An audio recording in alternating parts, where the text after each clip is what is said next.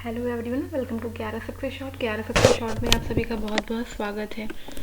आज का वीडियो ये थोड़ा सा स्पेशल इस वजह से है क्योंकि यूपी में जो आपका प्राइमरी सेक्शन में एक इन्वायरमेंटल स्टडीज़ का पेपर आता है, ठीक है, यानी कि पर्यावरण अध्ययन का, उसके विषय में आज हम चर्चा करेंगे। और सबसे पहली बात ये कि मैथ्स की क्लासेस प्रोवाइड कराई जा रही हैं और मैंने कहा है कि अगर आपकी मैथ्स वीक है, आपने अभी तक कुछ भी नहीं पढ़ा है, तो आप जो आपको 15 क्वेश्चंस की क्लास प्रोवाइड कराई जा रही है पर डे, आप उसको ज़रूर से देखें। उसी बेसिस के क्वेश्चंस आपसे अभी तक पूछे गए हैं और आगे भी पूछे जाएंगे, उतना तैयार कर लें। आपको मैं ये नहीं कहती हूँ कि आपसे वही क्वेश्चन सेम टू सेम पूछेगा, भाई नंबर्स चेंज हो जाते हैं लेकिन जो टॉपिक है, जो स्टेटमेंट है, लगभग वो वही रहता है, ठीक है।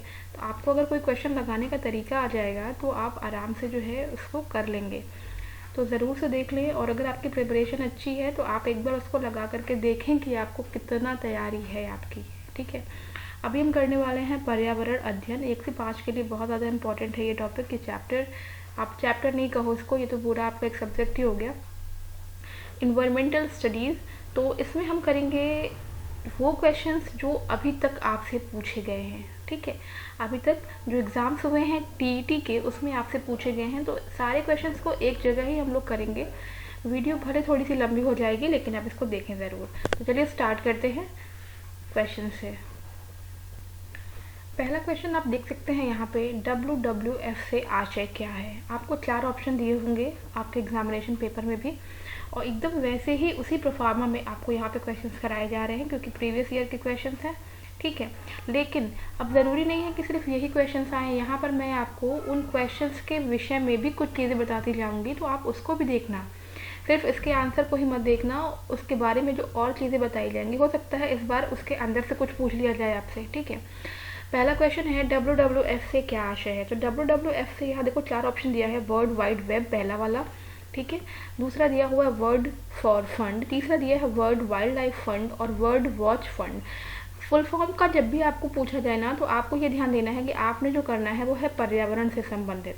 तो पर्यावरण से संबंधित जो है, तो WWF का जो आशय है यहाँ से क्या हो जाएगा, ये हो जाएगा वर्ल्ड वाइल्ड लाइफ फंड, ठीक है। World wild life fund, wild life क्या है, ये पर्यावरण से संबंधित है आपका, तो यहाँ पर जो इसका सही आंसर होगा वो होगा वर्ल्ड वाइल्ड लाइफ फंड, ठीक है। इसे हिंदी में क्या बोलते हैं, इसे बोलते हैं हिंदी में विश्व वन्य जीव कोष। याद रखिएगा, बहुत इंपॉर्टेंट है, विश्व वन्य जीव कोष, ठीक है। ध्यान रखिएगा, हो सकता है इस बार कुछ और पूछ लिया जाए, ठीक है। इसकी स्थापना कब हुई, हो सकता है इस बार पूछ लिया जाए कि WWF की स्थापना कब हुई।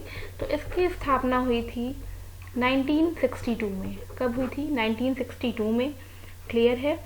और इसके बाद से जो है किसके द्वारा की गई थी, तो ये की गई थी IUCN के द्वारा, ठीक है, बाई IUCN। हेडक्वार्टर की बात करते हैं अगर, विश्व वन्य जीव कोष का जो हेडक्वार्टर है वो स्थित है ग्लैंड, स्विट्जरलैंड में। कहाँ पर स्थित है, ग्लैंड, ठीक है। ये है कहाँ, स्विट्जरलैंड में, ठीक है, स्विट्जरलैंड में। तो ये चीज़ देखो, इतनी चीज़ें आपको मालूम चले इसमें, ठीक है।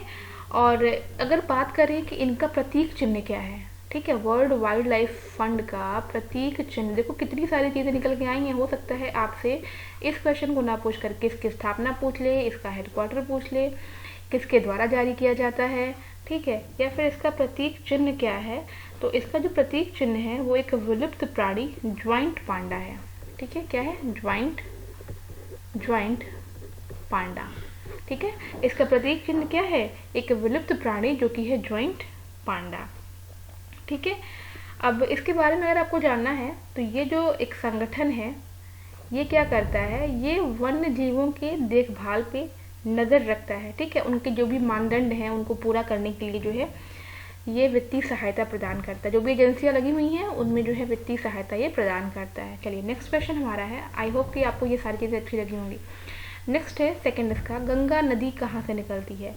अरावली श्रेणी से, लद्दाख ग्लेशियर से, गंगोत्री ग्लेशियर से और मिलाप ग्लेशियर से।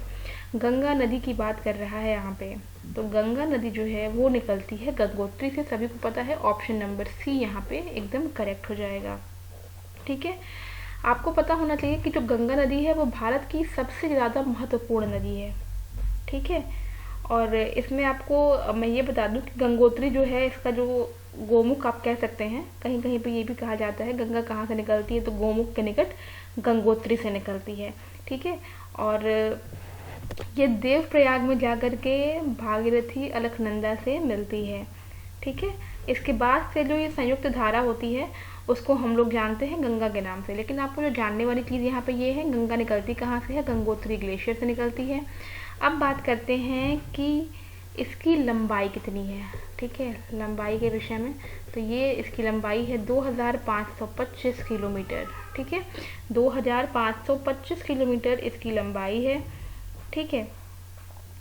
और इसके बाद से जो है इसमें इसे जो है एक चीज़ और जानिएगा कि बांग्लादेश में, ठीक है, बांग्लादेश में इसे पद्मा के नाम से जाना जाता है, ठीक है, पद्मा के नाम से जाना जाता है गंगा नदी को। कहाँ पे? बांग्लादेश में, ठीक है। और अगर उत्तर प्रदेश की बात की जाए तो उत्तर प्रदेश में इसका देखिए दो डेटा मुझे है कई जगह मिला है कि उत्तर प्रदेश में गंगा नदी की लंबाई तो 900 किलोमीटर, ठीक है, और कहीं कहीं आपको ये 1425 भी देखने को मिलेगा, ठीक है। तो जो भी आपका ऑप्शन में हो आप उसको उस हिसाब से देख लेंगे। चलिए नेक्स्ट क्वेश्चन है, गिर शेर परियोजना। अब देखो अक्सर आपने सुना होगा गिर के जंगल कहाँ हैं, तो ग से होता है गिर और गौ से होता है गुजरात। गिर के जंगल जो हैं वो गुजरात में पाए जाते हैं और इनके विषय में इनका अगर आप निक नेम कहें या फिर इनका एक होमली नेम कहें तो इसे कहा जाता है एशियाई सिंहों का घर, ठीक है। एशियाई जो शेर होते हैं उनका घर कहा जाता है, एशियाई सिंहों का घर। आपसे पूछा जा सकता है कि एशियाई सिंहों का घर किसे कहा जाता है और आपको 4 ऑप्शन दे सकता है, तो उसमें आप गुजरात को टिक करेंगे, ठीक है।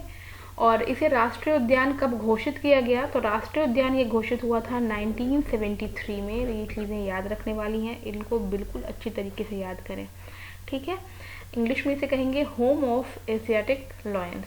चलिए देखते हैं next question number 4। Fourth question है आपका, पुष्कर मेला कहाँ आयोजित किया जाता है? देखिए बहुत ही कॉमन से क्वेश्चन पूछे गए हैं। तो पुष्कर मेला जो है ये आयोजित किया जाता है अजमेर में, ठीक है। ऑप्शन नंबर डी है आपका अजमेर। पुष्कर मेला कहाँ पे आयोजित किया जाता है? तो ये जो है राजस्थान के अजमेर में आयोजित किया जाता है, ठीक है। तो ध्यान रखिएगा, एक बार क्वेश्चन आपसे ये पूछ सकता है कि यहाँ पे मंदिर किसका है? तो मंदिर जो है यहाँ पे किसका है? ब्रह्मा जी का, ठीक है, ब्रह्मा जी का मंदिर है। इसको ध्यान रखिएगा कि यहाँ पर ब्रह्मा जी का मंदिर है, ठीक है। और यहाँ पर कार्तिक पूर्णिमा में मेला लगता है। ध्यान रखिएगा कि यहाँ पर जो है मेला कब लगता है तो यहाँ पे कार्तिक पूर्णिमा में जो है मेले का आयोजन किया जाता है। और आपने सुना होगा अजमेर में एक पशु मेला भी लगता है, ठीक है, अजमेर में एक पशु मेला भी लगता है, ठीक है। तो इसको ध्यान रखिएगा, ठीक है। चलिए नेक्स्ट हम लोग देख लेते हैं क्वेश्चन नंबर 5। संविधान सभा ने राष्ट्रगान को कब अपनाया था? पहला ऑप्शन है 20 जनवरी 1950, दूसरा है 24 जनवरी 1950, तीसरा है 21 मई 1949, चौथा है 13 नवंबर 1949। तो संविधान सभा आपको पता होगा राष्ट्रगान पहले है क्या? सबसे पहले तो यही जानिए जो राष्ट्रगान है हमारा वो है जनगण मन, ठीक है, जनगण मन। और ये किसके द्वारा लिखा गया है या रचित है? तो ये लिखा गया है रविंद्रनाथ टैगोर के द्वारा। ये सब याद रखिएगा, आपसे पूछा जा सकता है, रविंद्रनाथ टैगोर, ठीक है, किसके द्वारा लिखा गया है? रविंद्रनाथ टैगोर के द्वारा लिखा गया है। और इसे जो है संविधान सभा ने कब अपनाया था? 24 जनवरी 1950 को, यानी ऑप्शन नंबर बी यहाँ से एकदम करेक्ट आंसर है, ठीक है। और अगर ये बात किया जाए कि इसे सबसे पहले गाया कहाँ गया था, तो इसे सर्वप्रथम, ठीक है, राष्ट्रगान को सर्वप्रथम जो है 27 दिसंबर 1911 को भारतीय कांग्रेस के कलकत्ता अधिवेशन में गाया गया था, ठीक है, भारतीय कांग्रेस के कलकत्ता अधिवेशन में गाया गया था। हो सकता है नेक्स्ट क्वेश्चन आपसे ये पूछ ले, ठीक है, अधिवेशन की पहली बार इसको कहाँ गाया गया था? अधिवेशन में गाया गया। तो ध्यान रखिएगा, इसीलिए कहा जा रहा है कि जो चीज़ बताई जा रही है उसको अच्छे से देखिएगा। इसको गाने का समय कितना है? तो इसको गाने का समय है 52 सेकंड, ठीक है। राष्ट्रगान को गाने का जो समय है वो है 52 सेकंड। और इसे जो है रविंद्रनाथ टैगोर ने 1912 में तत्वबोधिनी में भारत भाग्य विधाता शीर्षक से प्रकाशित किया था। ठीक है, कहाँ से प्रकाशित किया था? भारत भाग्य विधाता शीर्षक से। ठीक है, जो कहा जा रहा है उसको ध्यान सुनिएगा। भारत भाग्य विधाता शीर्षक से प्रकाशित किया गया था। कहाँ पे? तत्वबोधिनी में। ठीक है, इसको एकदम ध्यान रखिएगा, एकदम से ये चीज़ें आपको ध्यान रखनी है। नेक्स्ट क्वेश्चन है, पारिस्थितिक तंत्र में ऊर्जा का मुख्य स्रोत क्या है? आपको 4 ऑप्शन दिए हैं, एटीपी, सूर्य प्रकाश, डीएनए और आरएनए। ठीक है, सभी का आपको फुल फॉर्म तो पता ही होगा यहाँ पे। तो देखो, पारिस्थितिक तंत्र की बात कर रहे हैं तो वहाँ पे जो ऊर्जा का मुख्य स्रोत होता है वो आपका सूर्य ही होता है। ठीक है ना, यानी कि सूर्य का प्रकाश जो है वो ऊर्जा का मुख्य स्रोत कहलाता है। ठीक है, और अगर हम एकमात्र स्रोत की या फिर सोर्स की बात करें तो उसमें भी जो आपका एकमात्र सोर्स है वो सिर्फ सूर्य ही है। ठीक है, और इसी के द्वारा जो है पृथ्वी पर जीवन का संचालन भी होता है। तो इसीलिए जो है, अगर आपसे पूछा जाए कि पारिस्थितिक तंत्र का प्रेरक बल क्या है, अगर यहाँ पे ऊर्जा का मुख्य स्रोत ना पूछ करके आपसे कहा जाए कि पारिस्थितिक तंत्र का प्रेरक बल क्या है, तो उसका भी आंसर आपका सूर्य का प्रकाश ही होगा। क्वेश्चन को थोड़ा चेंज कर दिया जाएगा, लेकिन जो ऑप्शन होगा वो आपका सूर्य का प्रकाश ही होगा। तो इसीलिए सूर्य के प्रकाश को पारिस्थितिक तंत्र का प्रेरक बल भी कहा जाता है। ठीक है, चलिए देखते हैं next question 7। Next question number 7 आपको दिख रहा होगा कि निम्नलिखित पराबैंगनी किरणों में से कौन सा अधिक हानिकारक है? यूवी ए लिखा हुआ है, ultraviolet A, ultraviolet B, ultraviolet C और आपका कोई नहीं दे रहा है। तो देखो, पराबैंगनी किरणें हैं और सबसे अधिक हानिकारक पूछ रहा है।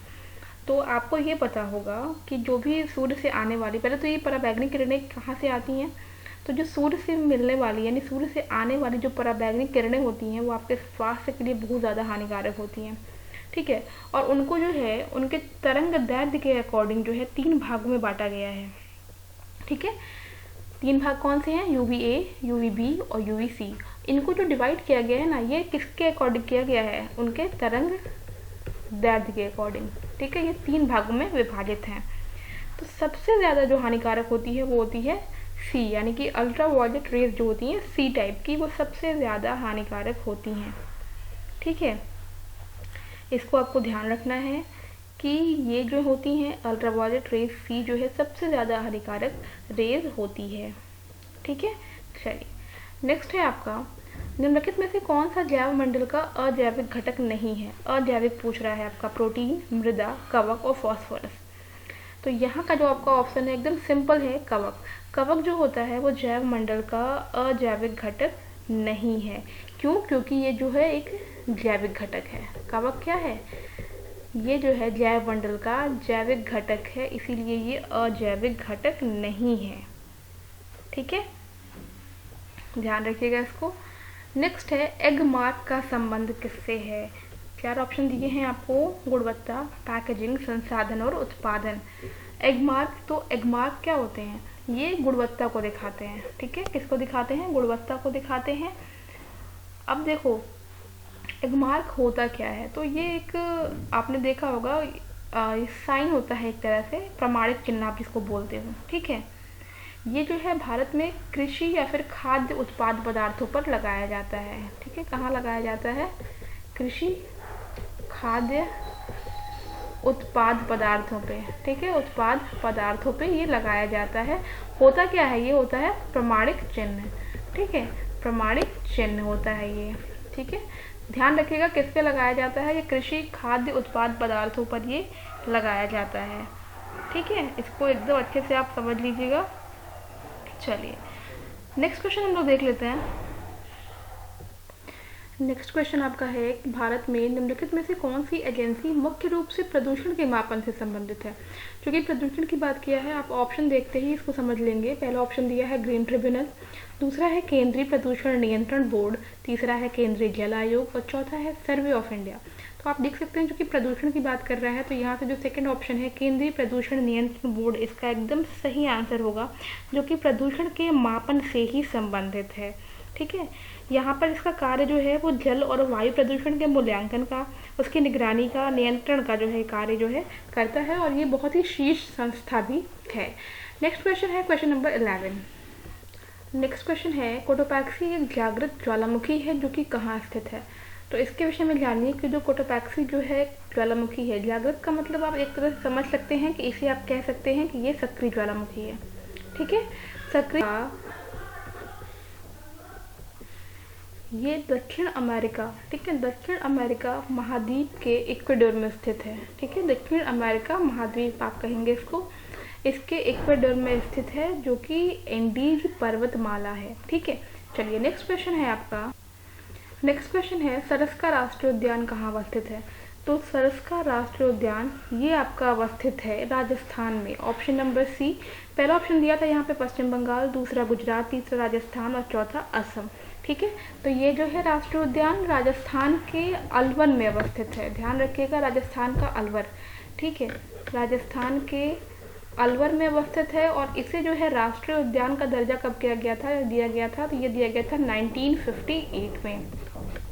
ठीक है, 1958 में। और इसके विषय में ये भी जानिए कि ये जो है 1979 में टाइगर रिजर्व के रूप में प्रोजेक्ट टाइगर में शामिल किया गया था। ठीक है, इसे जो है प्रोजेक्ट टाइगर में कब शामिल किया गया, तो ये शामिल किया गया था 1979 में। तो ये चीज़ ध्यान रखिएगा। नेक्स्ट देख लेते हैं। क्वेश्चन नंबर 13 है वायुमंडल का प्रमुख स्तर जो पृथ्वी तल के नज़दीक है। तो पृथ्वी तल के नज़दीक जो सबसे अधिक मंडल है, देखो ऑप्शन में 4 दिया हुआ है। समताप मंडल पहला, दूसरा है क्षोभ मंडल, तीसरा मध्य मंडल और चौथा है आयन मंडल। ठीक है, तो इसमें से जो क्षोभ मंडल होता है वही जो है पृथ्वी तल के सबसे अधिक नज़दीक होता है, यानी कि ऑप्शन नंबर बी। ठीक है, और क्षोभ मंडल को जो है पृथ्वी का प्रमुख स्तर, यानी कि क्षोभ मंडल जो होता है, ये जो वायुमंडल होता है इसका प्रमुख स्तर भी कहा जाता है, जो कि पृथ्वी तल के सबसे ज़्यादा नज़दीक है। ठीक है, और आपको इसकी विशेषता बता दें तो इसी मंडल में जो है जितनी घटनाएं होती हैं मौसम के संबंधित, जैसे कि वर्षा है, बादल है, कोहरा है, तूफान है, पाला पड़ना है, ये सभी जो है इसी मंडल के अधीन जो है घटनाएं होती हैं। नेक्स्ट क्वेश्चन हमारा है घास भूमि क्षेत्र के पारितंत्र की खाद्य श्रृंखला में सबसे उच्च स्तर के उपभोक्ता कौन होते हैं। ऑप्शन है शाकाहारी, मांसाहारी दूसरा, तीसरा जीवाणु और चौथा है मांसाहारी या शाकाहारी। तो इसमें देखिए जो इसका आंसर होगा, क्योंकि घास भूमि क्षेत्र के पारितंत्र की बात कर रहा है, तो इसमें जो होते हैं सबसे उच्च स्तर के जो उपभोक्ता होते हैं वो मांसाहारी होते हैं। ठीक है, सबसे उच्च स्तर के जो उपभोक्ता होते हैं वो मांसाहारी होते हैं। ठीक है ना, चलिए नेक्स्ट क्वेश्चन है वन्य जीव सुरक्षा अधिनियम कब पारित किया गया। आपका ऑप्शन देखिए 1960, 1962, 1972, 1975। तो वन्य जीव सुरक्षा अधिनियम 1972 में ऑप्शन नंबर सी यहाँ पे जो है सही होगा, पारित किया गया था। ठीक है, अब आपसे ये भी पूछ सकता है कि वन्य जीव सुरक्षा अधिनियम से क्या अभिप्राय है। तो इस अधिनियम में जो है अवैध शिकार और व्यापार को रोकने के लिए जुर्माने और दंड का प्रावधान है। ठीक है, किसको रोकने के लिए, अवैध शिकार। ठीक है, अवैध शिकार एवं व्यापार को रोकने के लिए जो है जुर्माने और दंड का प्रावधान है। ठीक है, को रोकने के लिए दंड का प्रावधान है, दंड तथा जुर्माने का प्रावधान है। तो यही है आपका वन्य जीव सुरक्षा अधिनियम, जो कि पारित हुआ 1972 में। देखते हैं नेक्स्ट क्वेश्चन। नेक्स्ट क्वेश्चन आपको दिख रहा होगा आर्सेनिक द्वारा जल प्रदूषण सर्वाधिक है। तो पूछा गया है कि कहाँ पे, यानी किस स्टेट में आर्सेनिक के द्वारा जल प्रदूषण सबसे ज़्यादा है। तो इसका आपका देखो 4 ऑप्शन है, उत्तर प्रदेश, मध्य प्रदेश, बिहार और पश्चिम बंगाल। तो इसका आपका जो आंसर होगा वो होगा पश्चिम बंगाल, यानी कि ऑप्शन नंबर डी। ठीक है, अब ऐसा क्यों, क्योंकि देखो आर्सेनिक की बात कही जा रही है, तो सबसे ज़्यादा जो आर्सेनिक प्रदूषण होता है, ठीक है ना, ये मैदानी इलाकों में होता है। ठीक है ना, और इसमें जो है गंगा ब्रह्मपुत्र के मैदानी इलाके जो है सबसे ज़्यादा शामिल हैं। तो इसकी वजह से जो है पश्चिम बंगाल में सबसे ज़्यादा कहा जाए तो आर्सेनिक के द्वारा जल प्रदूषण होता है। तो इसका आंसर जो है आपका पश्चिम बंगाल हो जाएगा। नेक्स्ट क्वेश्चन है आपका तिब्बत की सांगपो नदी भारत में किस नाम से जानी जाती है। तो तिब्बत की सांगपो नदी आपने पढ़ा भी होगा। ऑप्शन देखो गंगा, यमुना, ब्रह्मपुत्र और सिंधु।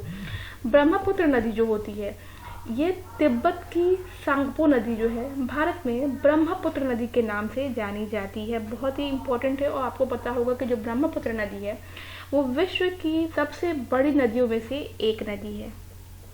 ठीक है, चलिए अगर इसकी हम कुल लंबाई की बात कर लें, क्योंकि ब्रह्मपुत्र नदी है तो इसकी कुल लंबाई जो है, कुल लंबाई आपसे पूछा भी जा सकता है, तो 2580 किलोमीटर। और अगर इसकी हम लंबाई की बात करें भारत में, तो भारत में इसकी लंबाई जो है 1346 किलोमीटर है। ठीक है ना। चलिए, और एक चीज़ और बता दूं, क्योंकि ब्रह्मपुत्र नदी की बात हो रही है, तो आपने माजुली नदी द्वीप समूह का सुना होगा नाम। तो ये विश्व का सबसे बड़ा नदी द्वीप समूह है माजुली। ठीक है, वो ब्रह्मपुत्र नदी पर ही स्थित है। माजुली नदी द्वीप समूह, याद रखिएगा, नदी द्वीप समूह ये ब्रह्मपुत्र नदी पर ही स्थित है। अगला क्वेश्चन है, दूध से दही बनने की क्रिया को क्या कहते हैं? बहुत ही इंपॉर्टेंट, सबके घर में दही जमाया जाता होगा दूध से। ऑप्शन है प्रकाश संश्लेषण, बिल्कुल गलत है। आसवन भी गलत है। तीसरा है किण्वन, एकदम सही आंसर है। डी है स्टेरिलाइजेशन। तो दूध से दही बनना जो होता है वो किण्वन की क्रिया के द्वारा होता है। ठीक है, आपसे ये भी पूछ सकता है कि दूध में कौन से जीवाणु पाए जाते हैं? तो दूध में दो तरह के जीवाणु पाए जाते हैं। एक तो आपने सुना होगा लैक्टोबैसिलस, ठीक है ना, मैं यहाँ मेंशन कर दे रही हूँ यहाँ ऊपर, लैक्टोबैसिलस। ठीक है, और जो दूसरा होता है वो जीवाणु होता है स्ट्रेप्टोकोकस, स्ट्रेप्टोकोकस। ठीक है, तो ये चीज़ आप लोग ध्यान रख दीजिएगा इसको, कि दो तरह के जीवाणु होते हैं, स्ट्रेप्टोकोकस। ये क है भाई, ध्यान देना है ना, ये आधा प है। चलो, तो ये आपको ध्यान रखना है। नेक्स्ट क्वेश्चन है, मकर रेखा है 23 whole 1/2 degree east, 23 whole 1/2 degree north, 23 whole 1/2 degree south and 23 degree south. तो इसका ऑप्शन सी होगा, सबने पढ़ा भी होगा ये।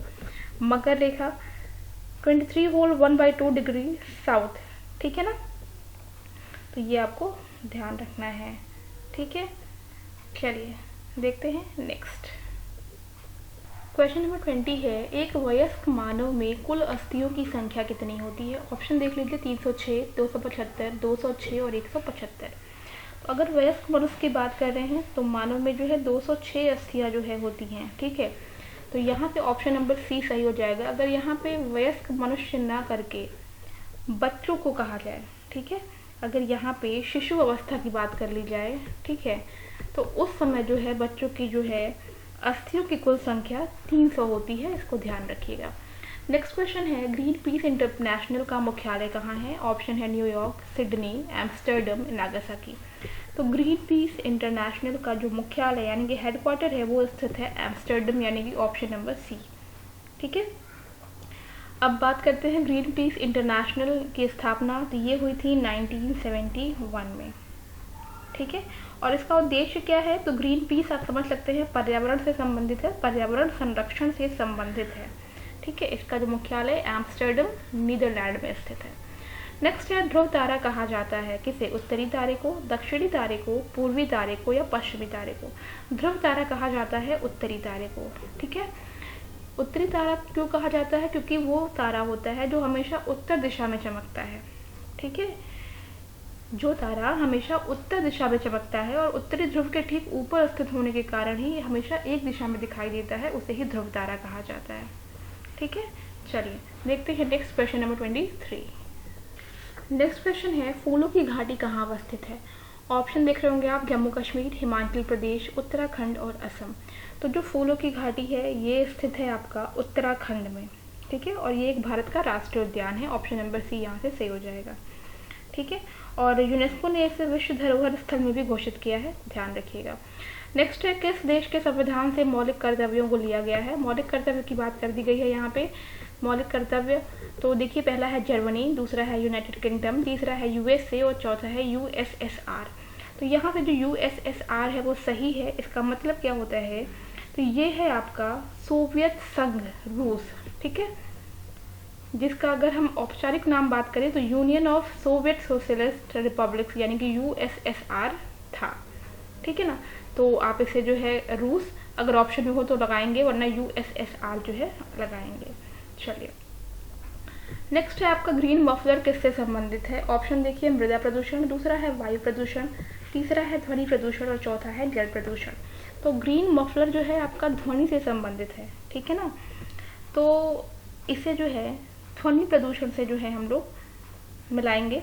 तो यहाँ पे जो है ध्वनि प्रदूषण को रोकने के लिए, नियंत्रित करने के लिए, ठीक है, ग्रीन मफलर का जो है यूज़ किया गया है। ठीक है ना।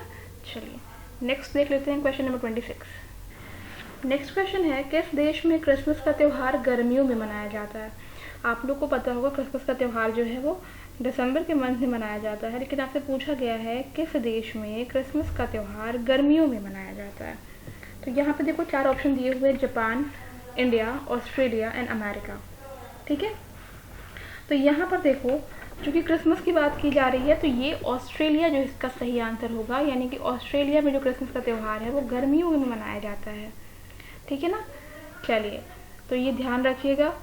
इसका जो कारण क्या है, तो सबसे बड़ी बात इसकी यही है कि ऑस्ट्रेलिया आपको पता है कि दक्षिणी गोलार्ध में स्थित है। कहाँ स्थित है ऑस्ट्रेलिया?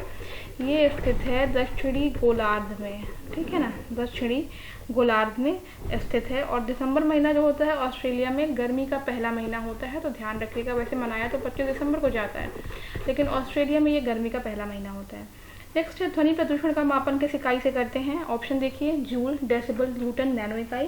तो ध्वनि प्रदूषण का मापन जो है वो डेसिबल में किया जाता है, यानी ऑप्शन नंबर बी यहाँ से एकदम करेक्ट आंसर हो जाएगा।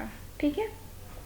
चलिए अगर हम लोग बात कर लेते हैं नॉर्मल की, जो सामान्य श्रवण होता है वो शक्ति कितनी होती है उसकी, तो 25 से 30 डेसिबल होती है। ठीक है, इसको ध्यान रखिएगा सामान्य श्रवण के लिए।